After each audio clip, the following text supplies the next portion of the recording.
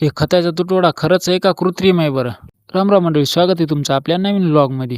तर आज जायचं होतं बघा आपल्याला परभणीला खतं आणण्यासाठी. मग काय आज पण मुंजा भाऊ नव्हता बघा गाडीवर. मग नानाच आली सोबत. निघालोत मग परभणीकडे. परभणीत आल्यावर बघितलं तर CNG भरण्यासाठी या गाडीची लाईन लागली होती बघा. मी म्हणलं जर शेतकऱ्याचा माल खरेदी करण्यासाठी अशी लाईन लागली तर किती भारी होईल. पण शेतकऱ्याचा माल विकण्यासाठी शेतकऱ्यालाच लाईनमध्ये उभं राहावं लागते.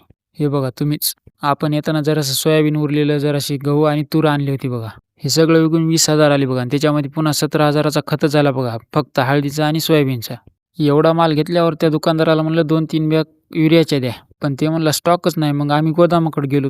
गोदामात बघितलं तर मरणाचा माल होता बरं का. आम्ही ती पावतीच कॅन्सल केली बघा आणि मग आलो दुसरीकडे. आता एका दुकानातून निंबोळी पेंडीच्या 2 बॅगा घेतल्या बघा, पण तिथं हमालच नव्हती. जाऊ द्या म्हणलं मग हमालाची कुठं वाट बघत बसावं. मॅच टाकल्या मग 2 बॅग. दुसऱ्या दुकानावरून सगळ्या बॅग घेतल्या बघा खताच्या. मग त्याने दिल्या बघा 2 युरियाच्या बॅग.